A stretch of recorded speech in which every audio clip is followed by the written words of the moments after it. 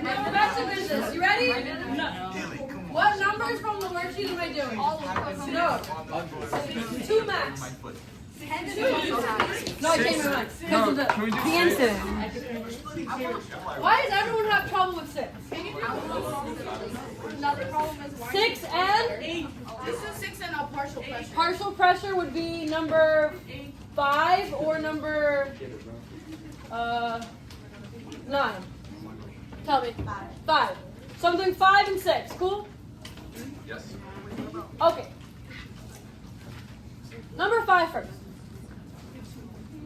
You ready? You ready?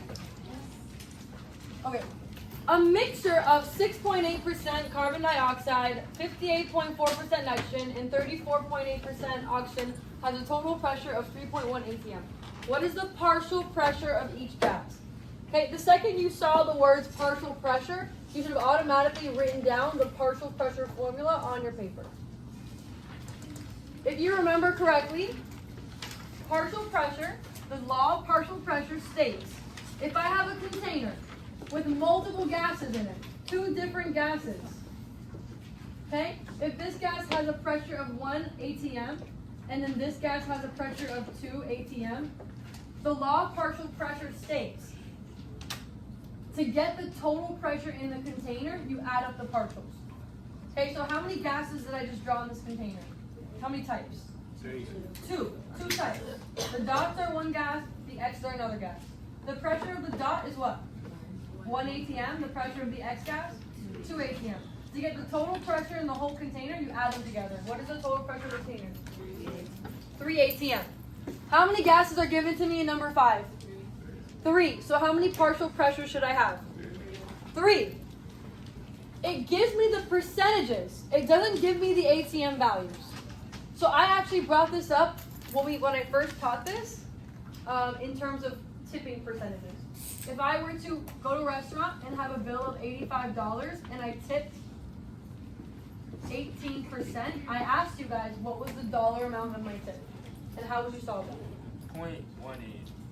You would have to change this to a decimal and multiply that by the total to get how much the tip you left in the dollar amount was. It's the same thing here. I am given a percentage and I'm given a total.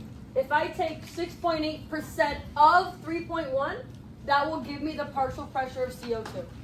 If I took 58.4% of 3.1, it would give me the partial pressure of nitrogen, etc. So I have to find the partial pressures by multiplying the percentages by the total.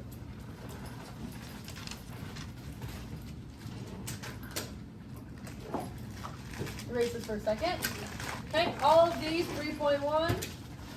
This percent changed to a decimal. What is it? 0.068. This percent changed to a decimal. Move it to the left twice. Move it to the left twice. Move it to the left twice. That's how you make it turn into a decimal.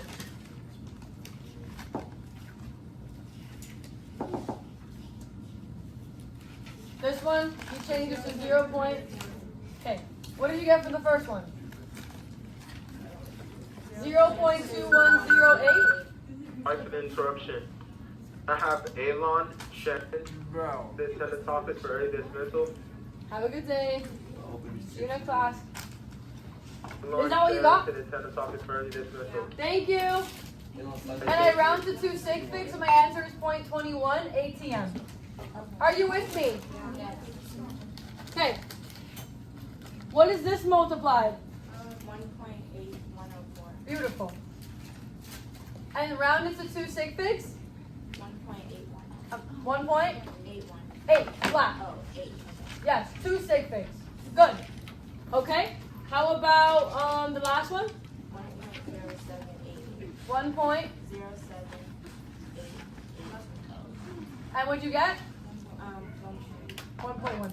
When you add all of this together, what do you get? The total pressure. So all the partials added up to give me the total. Does that make sense? Good. Number 6. So I realized that number 6, every single class period I had a problem with number 6.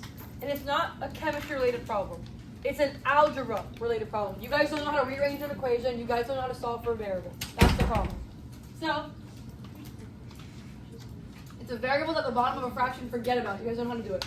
That was a problem. So let's go through that. A sealed metal canister contains a gas at a pressure of 2.5 atm when the temperature is 27 degrees Celsius. If the pressure of the canister is raised to 3.75 atm, this is a new pressure, pressure 2, making this pressure 1, making this temperature 1. What is the new temperature, temperature 2, of the gas? Do you understand how I got my variables?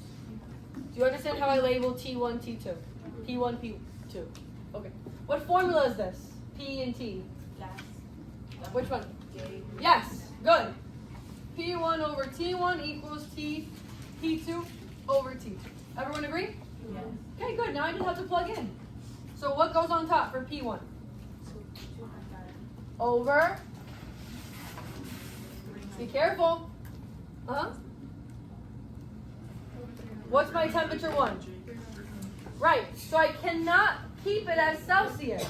It has to go to kelvins. The formula for Kelvin is K equals Celsius plus 273. This is Celsius. Add 273, you get kelvins. It ends up being 300 kelvins. Therefore, I have to put 300 at the bottom, not 27. Does that make sense? Equals, what goes on top? T2. And the bottom? T2.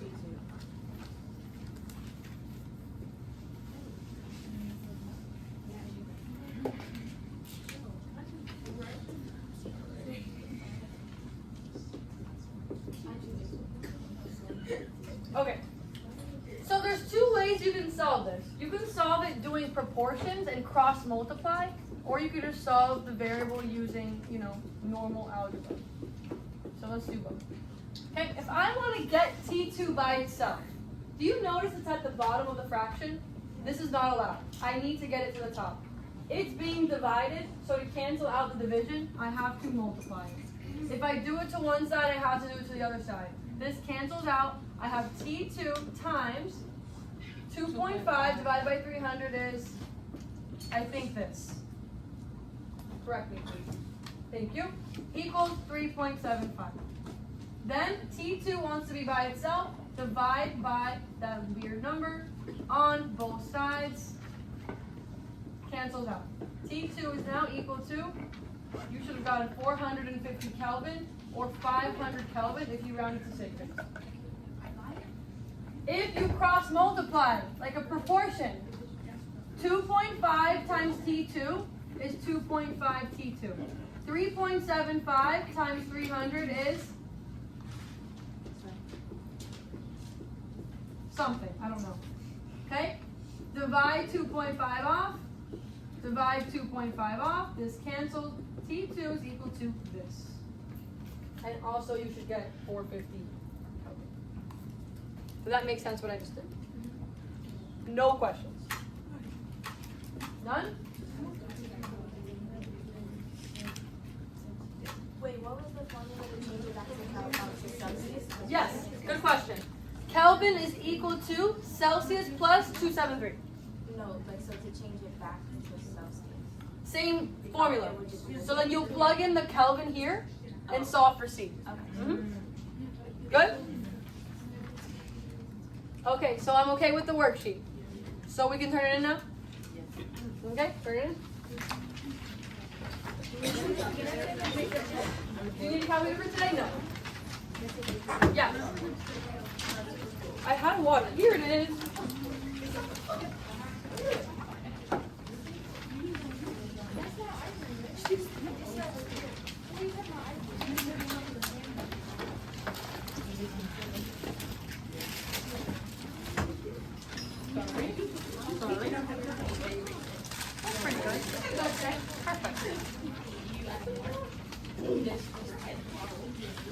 Can I erase?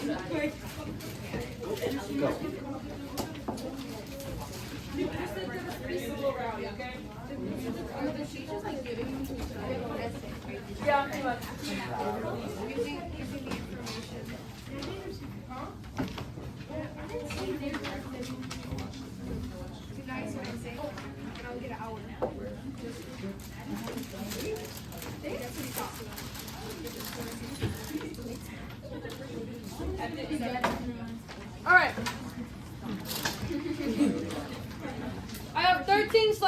through today. Okay. What time is it? I agree. 1:30. Should be able to get through it by 1:30. If I don't, you're on your own. Alright. So notes are out. Phones are away. Pencil. Calculator's not needed.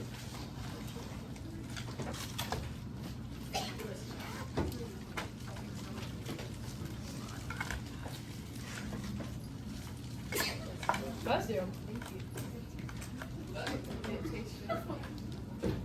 The other day, I was eating a burger and I bit my tongue so hard, I bit like a chunk out. Oh no. Yes, and now it's like scarred. And after I eat on the side, it's so painful. And when I talk, I accidentally bite it every single time. Oh my It's god. really painful. I was. Guys, a chunk. I'm not even, like a side of my tongue is missing. A burger. It was that good. My brother made it for me. Miss A tried to eat herself. I didn't see the piece. So you ate it. Probably. I probably ate it. Disgusting. Yeah, no, it hurts really bad. So when I'm talking to you guys, like you're gonna see like my mouth is gonna be weird to avoid me biting back on boom. Okay. When I eat, it hurts and food gets in it. Anyways, whatever. Solutions and concentrations. So the point of this chapter is actually concentration. I spoke to Mr. St. Hill and he told me for my chem kids next year who are taking AP Chem, I want them to have a good knowledge on molarity, which is concentration, and gas laws. So please go over that in your class. I'm like, okay, I'll go over it. So I went over gas laws already with you last chapter. In this chapter, we're going to be talking about concentration. However, before I can even get to concentration, we have to discuss solutions, the components of a solution, the types of solutions, etc. Next class, we'll finish the PowerPoint with concentration and molality. And we're done with the PowerPoint. Okay, so I'm planning that your Jeopardy game will be this Friday.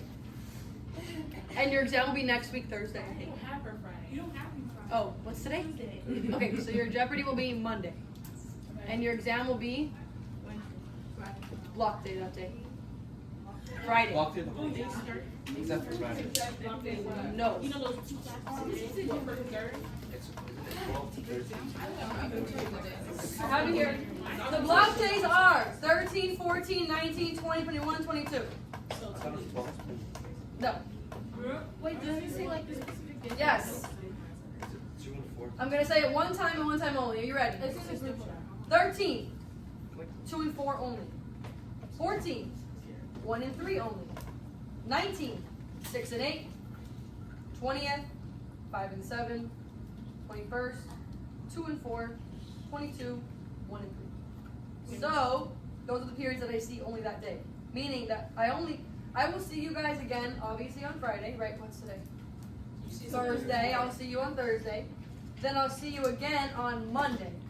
Then the next time I see you is Friday. That's when your exam is planned next week on Friday. And your Jeopardy's on Monday. After the exam, we have 2 weeks left of May. You hear me, yes or no? After the exam, 2 weeks left of May.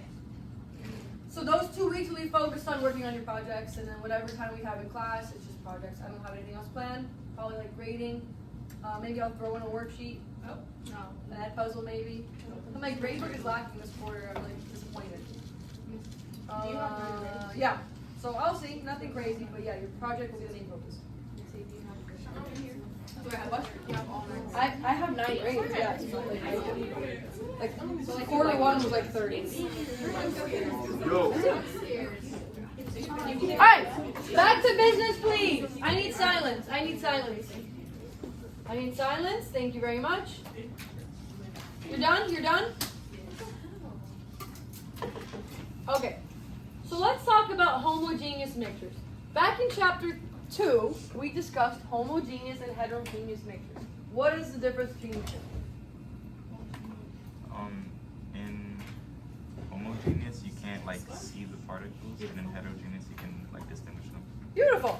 In homogeneous, you cannot see the different parts. You cannot see the different particles. Okay? It's uniform. It's one phase. But in heterogeneous, you can see the different parts and you can pick it apart. Give me an example of heterogeneous. Salad. You said homogeneous? Hetero. Oh, sand and Stand in water, yes, you can see the parts. Hetero. I can see the different parts. Trail mix, cereal, chicken noodle soup. Yes, I can see the parts. I can pick it apart. Homogeneous mixtures, on the other hand, can I see the different parts? No. For example, if I'm making lemonade, what goes in lemonade? Water, sugar, lemon juice, right? If I mix everything up together, am I going to see the sugar? Am I going to see the lemons? Am I going to see the water separately? No. Okay, so that's a homogeneous mixture. Another word for homogeneous mixture is solutions. So solutions and homogeneous mixtures, they're interchangeable. I could use both of them for the same thing. Homogeneous mixtures have two parts to it, a solute and a solvent. Okay? Throughout the PowerPoint, I use these two words interchangeably about 100 times each. It's super important that you try not to mix them up. Solute is what's being dissolved. The sugar, in our case, is what's being dissolved. While the solvent, our water, is what's doing the dissolving. So solute gets dissolved in solvent.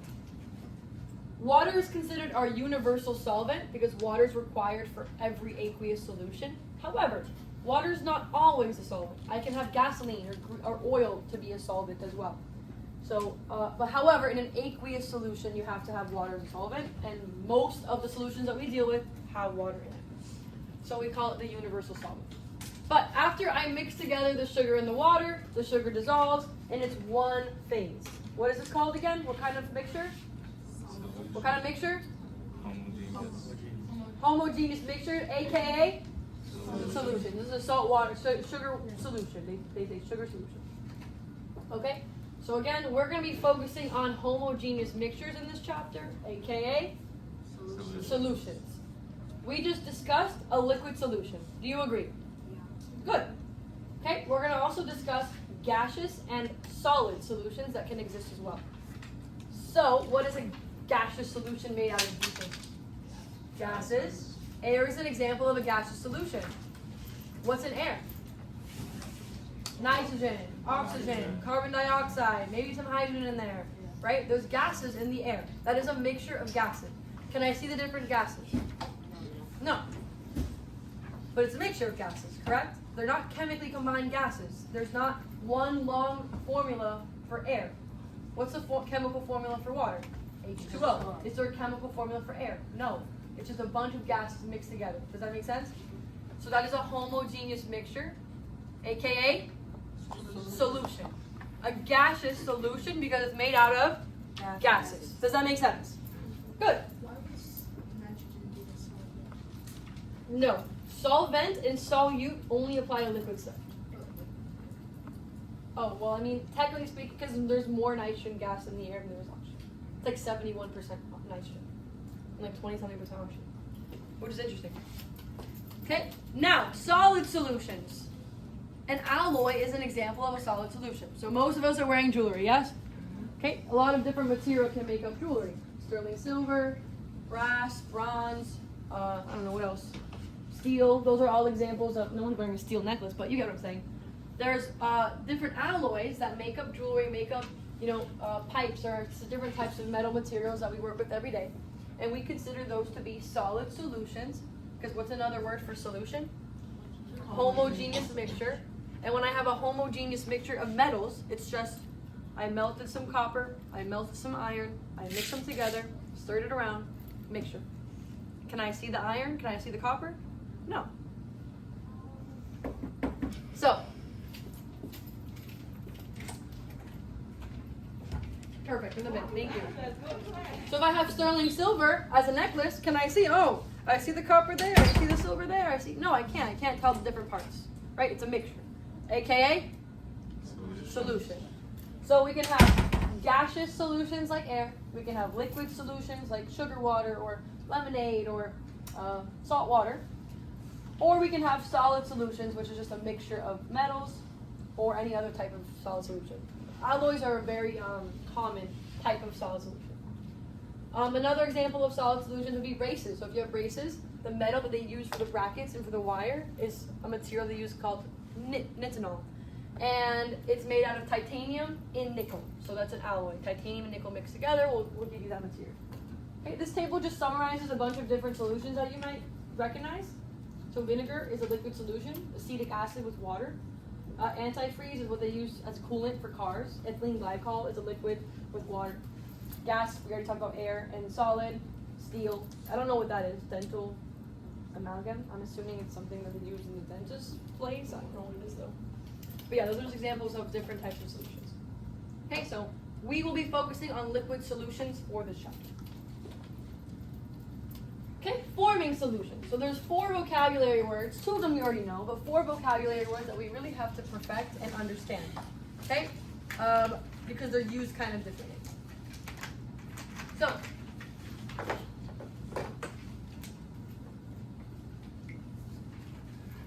don't like this. Sorry. Okay, I have a container over here. Container over here. I'll label this the solids one. Liquids. Okay, both of them have water. Water. Okay, let's say I take some NaCl. What is that? Salt. NaCl. And I put it in some water. What happens to the salt? It dissolves. When a solid item is able to be dissolved in water, we say that the item is soluble. AKA aqueous, yes. But soluble. What if, however, I have iron 3 oxide, which, hint by the way, cannot be dissolved in water, and I throw it inside, what's going to happen to it? It's just going to kind of what? Sit at the bottom of the container and kind of just clump up, right? Because it can't be dissolved. Whenever something can't be dissolved, we say it's insoluble. Does that make sense? Okay? And we're going to do the same exact thing, but for liquids. So let's say I have a glass of cherry syrup, and I want to make some Shirley Temple, and I want to put some syrup in my drink. I don't know. What happens with the syrup? Does it mix with the water? Yes, it mixes with the water. It makes one solution, one homogeneous mixture. Okay? If a liquid is able to be dissolved in another liquid, we say it's miscible. Not soluble, miscible. Miscible applies to liquids only. Okay? But if I were to have another container, but now in this container I have oil, for example, and I try to put the oil inside the container, is it going to dissolve like the syrup? No, it's going to kind of clump up into little bubbles, and it's not going to really mix with the water well. So when I have a liquid that cannot mix with water, we say it's immiscible. Nice. Miscible and immiscible only apply to liquids, while soluble and insoluble apply to solids. I cannot have a soluble syrup. I cannot have a miscible salt. That makes no sense. Does that make sense? Okay, soluble and insoluble refer to solids being dissolved in water, while immiscible and miscible refer to liquids being dissolved in water. Any questions on that? Good. Okay, in this picture here I have, this is not actually like cherry syrup, but I'll pretend it is. Pretend this is like Sprite, you're mixing your cherry syrup, we're making it to Shirley Temple. The syrup mixes with the water and creates this nice one-phased solution. This syrup is miscible in water. If I pour in some oil into the water, it's not mixing, correct? This is an immiscible. No, I could have different solvents and I could, do the same thing and it would be immiscible. Yes. Good. Not able to be dissolved in its solvent, I should say, instead of water. Good. Okay. Next, what determines whether or not something will be soluble or insoluble? I was going to say miscible, immiscible, but yes. What determines if something can be dissolved in the solvent? Okay, we're going to have to jump all the way back to chapter 8 when we talked about covalent bonding. There are 2 very important properties within covalent bonding that helps determine if something will be soluble or insoluble in water. Okay, the first property is intermolecular forces. The intermolecular forces of a compound with surrounding will tell us if it can be dissolved or not. Okay, and the polarity of a compound will also tell us if it can be dissolved or not. There are 3 intermolecular forces we learned. Remind me. Hydrogen bonding. Dispersion. Forces. Yes. Dispersion forces, aka van der Waals, aka London dispersion, all the same thing. Dispersion force. Okay, good. So, I'm gonna explain to you how the forces come into play in a second, but before I do that, polarity. So we also learned about polarity in covalent bonding. Okay, polarity in covalent bonding. We talked about how a molecule or a bond can be nonpolar or it can be polar. So we were able to use the electronegativity difference to determine if a bond will be polar or nonpolar. If I have a difference between 0 and 0.4, my bond is nonpolar. If I have a difference between 0.41 and 1.69, it is polar. If I have a difference of 1.7 up, it is ion. You're with me so far? Yeah. Okay. Let's use hydrochloric acid as an example. Okay, hydrochloric acid, HCl, is a compound, it's an acid, and I want to know the polarity of this bond. So, what I'm going to ask for you is if I give you the electronegativity values, can you tell me the electronegativity difference? What does difference mean in math? Okay, thank you. The electronegativity difference is the difference between the values. 2.1 is the electronegativity value for hydrogen, and 3.0 is the electronegativity value for chlorine. The difference between the two is 0.9. Where does that fall on my table? Polar. Does everyone see that? So this bond is what? Polar. Does everyone understand what I just said? Okay. Polar bonds, polar molecules have dipoles. Do you remember what that means? Partially negative, partially positive. Good. Okay? Polar molecules, all polar molecules have dipoles. So, which one of these elements in the bond is more electronegative? Chlorine, because it has a higher electronegativity value. Therefore, the one that is more electronegative will be partially negative, because it has a stronger pull on the electron. We'll talk about that in a second. While hydrogen, in our case, is partially positive.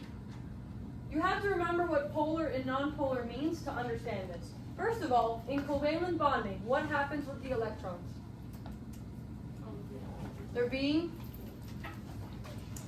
In ionic bonding, electrons are being transferred. Covalent bonding, they're being shared. So when I have a polar bond, the electrons are being shared unequally, meaning one of the elements has a stronger pull on the electrons than the other one. Unequal sharing. Does that make sense? Because of the unequal pull. Again, who is pulling on the electrons more, do you think? Who's pulling on the electrons more? Chlorine, because he has a higher electronegativity. And if you remember, electronegativity is the attraction to electrons. So if I have a higher electronegativity value, I have a higher attraction to. So my electrons are being pulled closer to. And electrons are what charge? Negative. So I'm partially? Negative. There you go. Then he must be partially? Positive. Okay, does that make sense? Let's investigate the polarity of water. This is what the Lewis dot structure for water looks like. If I were to say that the electronegativity value of hydrogen is 2.1 and oxygen is 3.5, what is the difference? 1.4. What kind of bond is this? Polar. And I didn't even have to do that to know it's polar. The second my central atom has a lone pair on it, it's polar, automatic. Okay, just so you know, for your information. This is polar because my lone pairs and I have a polar bond. But the lone pairs make it polar pretty much. If I didn't have lone pairs, this actually would be non-polar compound. Now, because it's polar, it has a dipole. Which one is more electronegative? Oxygen. Oxygen. So he's going to be partially negative or partially positive? Negative. Good. Partially negative. And this? Partially positive. Okay, good. So we can overall concludes that water is a polar molecule.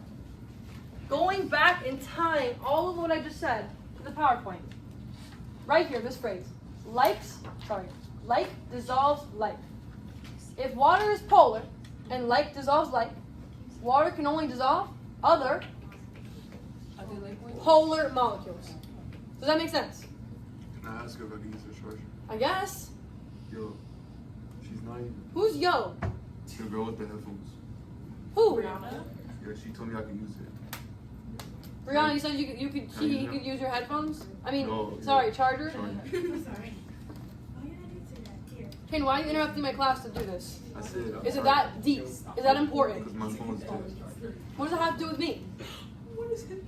Wait, you're not gonna get it done. Go get it.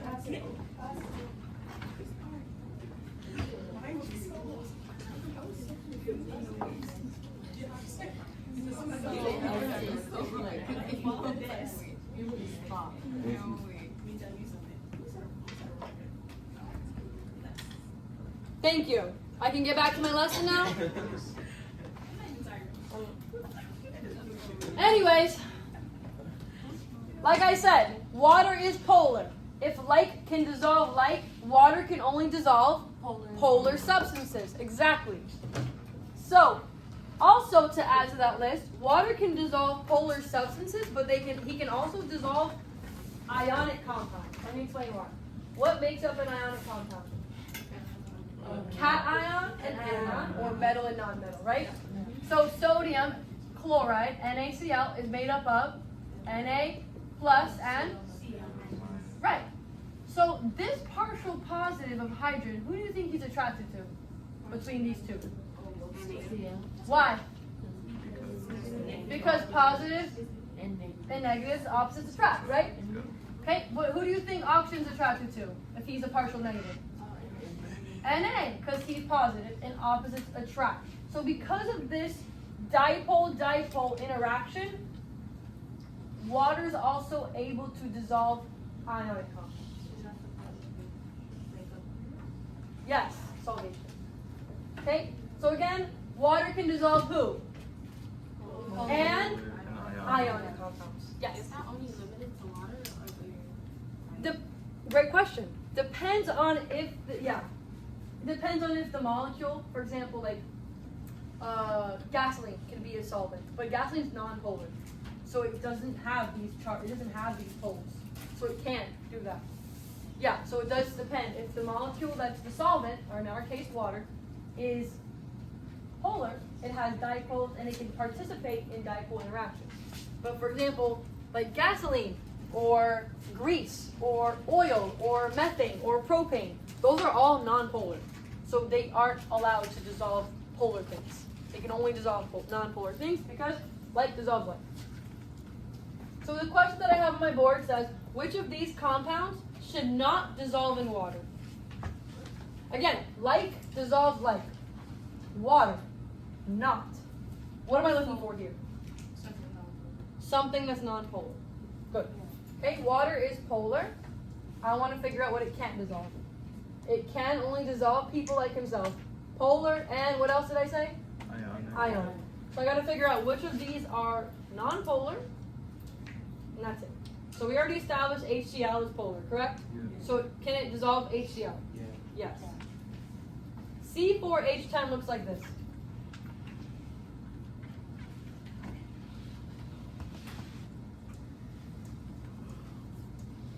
Four carbons, 10 hydrogens. I want to determine the polarity of this compound. H has a electronegativity of 2.1. Carbon is 2.5. What is the polarity of this bond? 0.4. And where does that fall on my chart? Good. And look, how many of these CH bonds does it have? The whole thing is CH bonds. I also have CC bonds. 2.5, 2.5. What's the difference between the CC bond? 0. So it's also what? Non-polar. So the whole thing is, so can water dissolve this? No, because water can only dissolve polar or ionic. So B would be the answer, but let's keep reading. Ki is what kind of compound?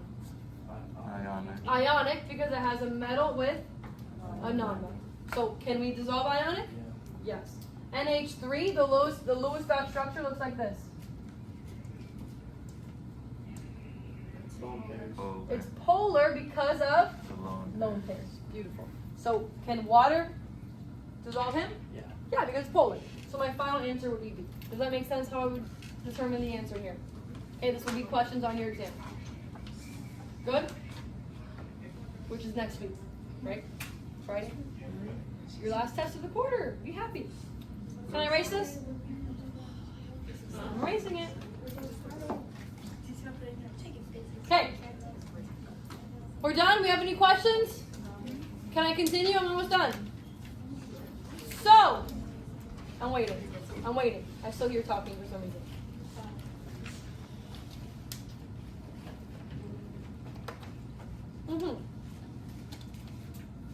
So, the process of when I put salt in water and I mix it around, it dissolves. If I zoom in on it on a microscopic level, what is happening to the salt? This process of what's happening to the salt is called solvation. Okay, what exactly happens in solvation? Right here, I just dumped salt in the water. What do you think this is right here? What does it say?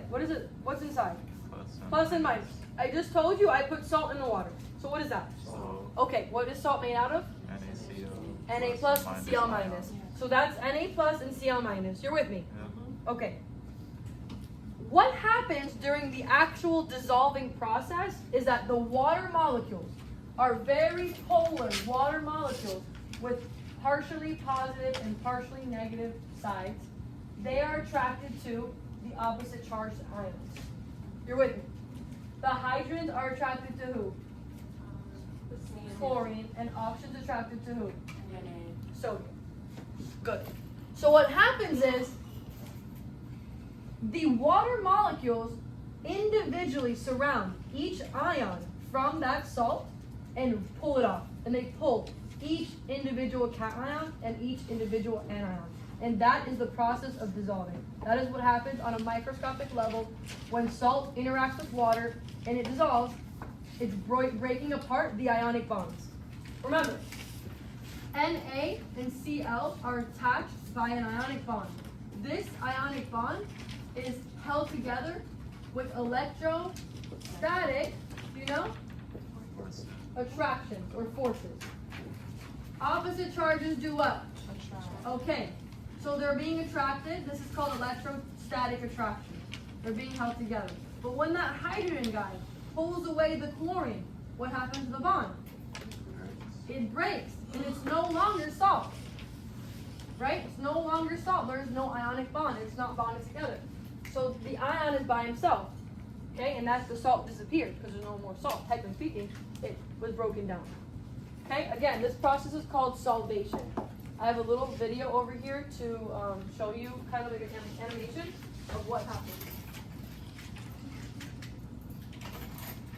Did it go small? Why did it do that? I hate technology more than anything in this world.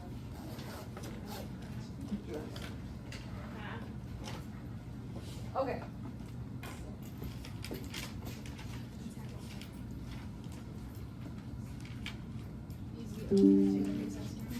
All right, take a look, please. Animation of the solvation process. Everyone's Let's add a looking. small amount of table salt, sodium chloride, to water. As you know, sodium chloride dissolves in water. Click on the zoom button to view sodium chloride dissolving in water on a microscopic scale. Polar water molecules interact with the positive and negative ions of a salt. The positive ends of the water molecules are attracted to the negative chloride ions. The negative ends of the water molecules are attracted to the positive sodium ions. This interaction between water and the salt ions causes a salt to break apart or dissolve in water. Does this make sense what you just said? Remember, this is a water molecule. The little two circles right here are who? H. H. And the giant one is obviously oxygen. This is a ball and stick model that they used to draw it. The H's we said were attracted to who? Okay, so the H's are attaching itself to the negative chlorine. And the oxygen, who's partially negative, is attaching itself to the cation, the sodium. Okay, and it's pulling apart each individual ion, dissolving the solute, dissolving the salt. Does that make sense? Okay. What is this process called again? Solvation. Alright, now what factors can affect solvation? Okay, there are a few factors that can affect the speed of the solvation process or affect how much solute can actually be dissolved. Okay, so the first factor that we're going to talk about is agitation. Okay, if I were to take this cup of water and I were to put some salt in here, would it be faster if I let it sit and dissolve? Or if I mixed it and dissolve? If I just let it sit here, it actually will take a while, probably an hour or two, for this to dissolve. But if I mix it, it'll dissolve in the next, 30 seconds, right? Does everyone agree? Yeah. I'm agitating the mixture.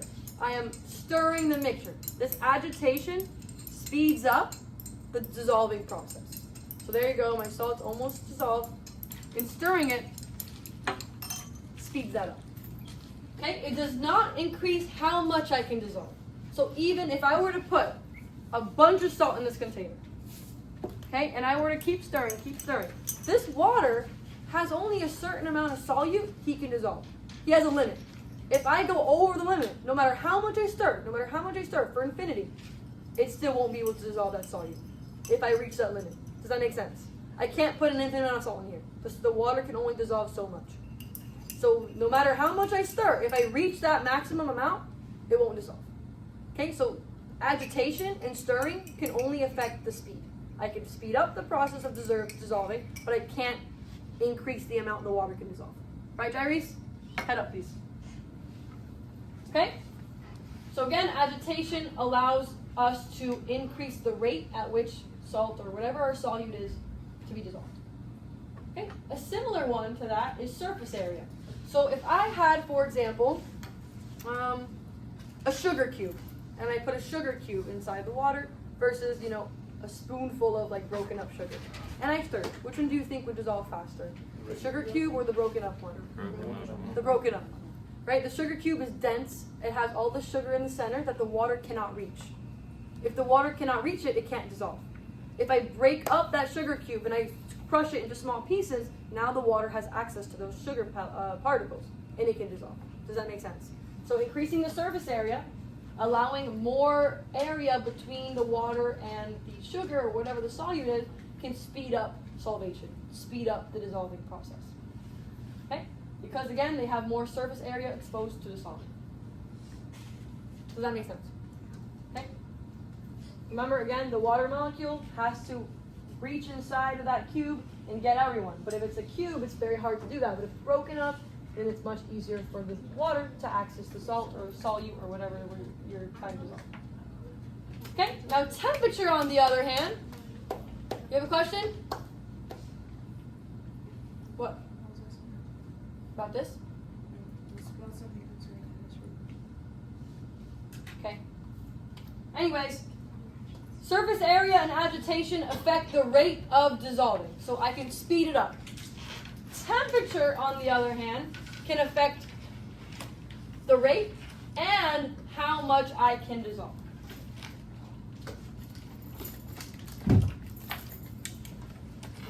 So I'm going to put a lot of salt in here. A lot of salt. And I'm going to stir and stir and stir as I'm talking. Obviously, do you think all of the salt that I just poured in will be dissolved? No, I put a lot. Okay, temperature, if I increase the temperature, hotter solvents, so if I increase the temperature of my solution and the water temperature increases, hotter solvents can dissolve more solute. So I can trick the solution into dissolving more solute by heating it up. Okay, so I'm going to, click right here, I'm going to heat it up, and you're going to see in a second, it's about 5 minutes, it's going to dissolve everything. Okay, why does that happen? So if you remember correctly from last chapter, are you familiar with the average kinetic energy?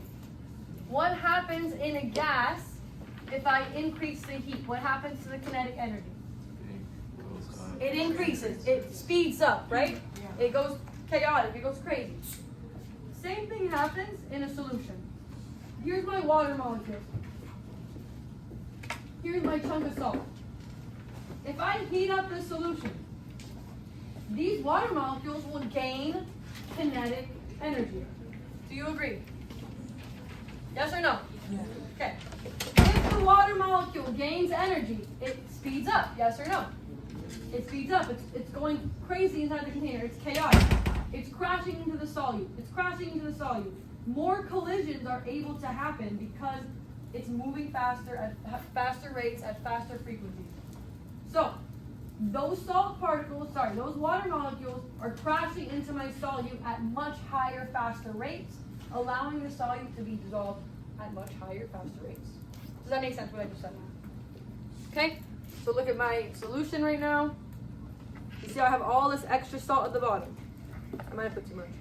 I'm going to keep mixing, and I'm going to keep it on the heat. And you're going to see that in a few minutes, all of the salt will be dissolved. But before, it wasn't dissolved. You saw, there was extra. I kept mixing it. It wasn't dissolving. But when I heat it up, it will dissolve. Okay? If I were to put hot tea versus iced tea, and I put sugar in both, and I stir both, which one will dissolve faster? Hot, right? Have you ever tried iced tea, put sugar in there? It literally sinks to the bottom. It doesn't even dissolve that fast at all. You're drinking like sugar pellets. With hot tea, on the other hand, it will dissolve fully. Again, heat allows more solute to dissolve, and it increases the rate. Any questions on that? Okay, 3 more slides. Next, crystallization.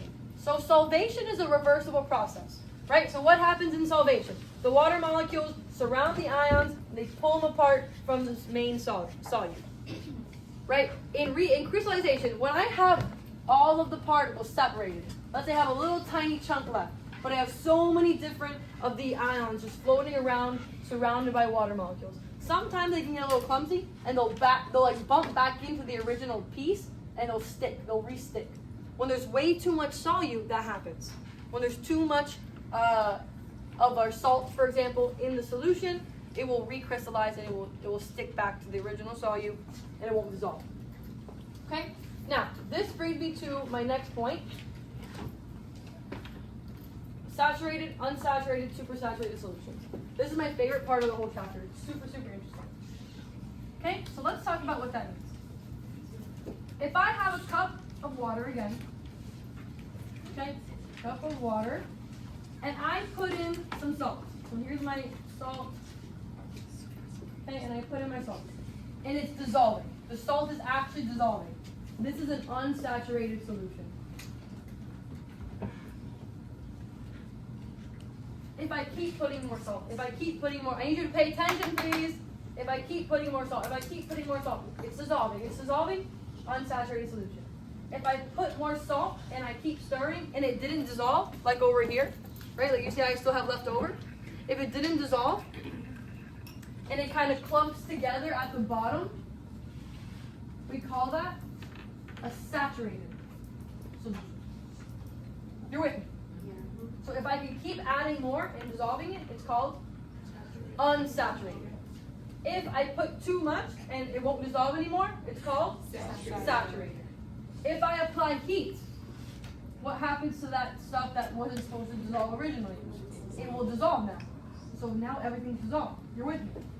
Okay, so what's going to happen with my solution over here? I have a saturated solution. I'm heating it up. And it's slowly dissolving, slowly by slowly. I'm going to keep stirring it so that it dissolves faster. Okay, you're with me? So, now we're going to talk about something called a supersaturated solution. This is really, really interesting. So what happens if I were to take off this beaker? Let's pretend that everything's dissolved. And usually it will happen, where everything's dissolved. And it will look like this. Is that the commercial? No. I don't think so. Okay? So after I heat it up on max temperature and all of the salt is dissolved, it will be homogeneous. You won't see any more salt. Yes or no? Yes. Daniel, yes or no? Good. Okay? After it is completely homogeneous, I don't see any more salt because I heated it up and everything's now dissolved. I kind of tricked the solution into thinking that he can dissolve more than he actually can, right? I did. So what happens if I take it off of the heat and I let it cool down? But not by itself. It needs to kind of be reminded. So if I took it off, pretend it's fully dissolved. I took it off and I just let it sit there. It would just chill. It would just chill like this. Completely homogeneous. The second I like flick it, or like I wake up the solution, I poke the solution, or I throw in one more crystal of salt in there, the solution will wake up and it'll realize, oh shoot, I'm not allowed to dissolve all that solute. Let me bring it back.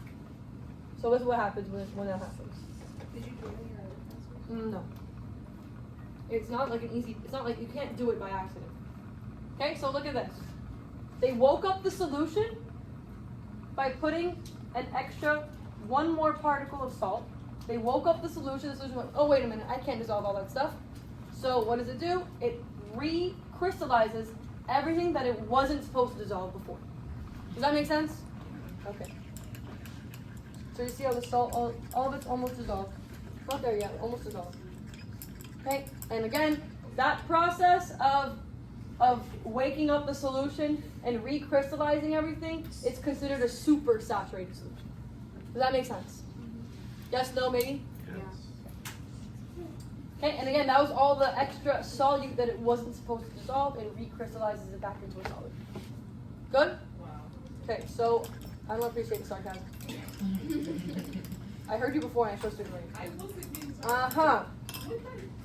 Okay, anyways, my last slide. You ready for my last slide? Yeah. Okay. So, solubility of gases. So, as you know, gases can also be dissolved in water. That's how carbonated drinks are made. They infuse the liquid with carbon dioxide gas to create a fizzy drink. Now, the gas particles in the liquid is dissolved. It's soluble. It's dissolved. It stays inside the liquid.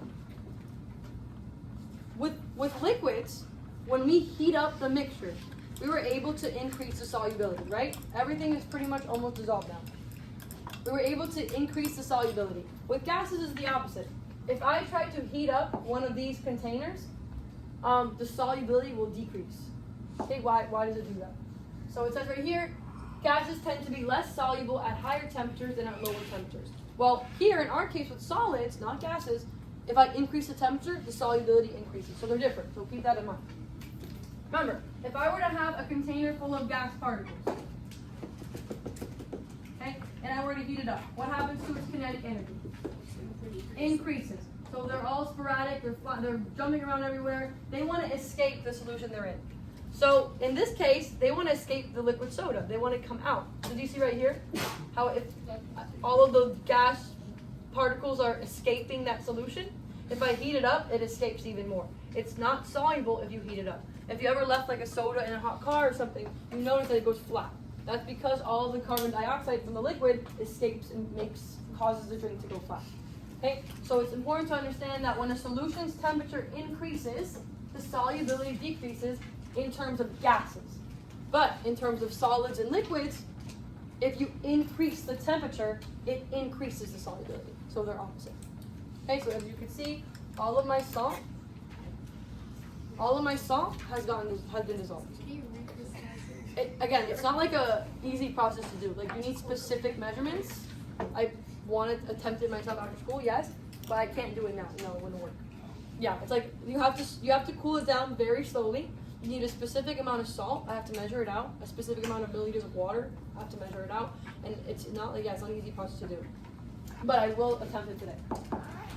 Okay, and that's my last time.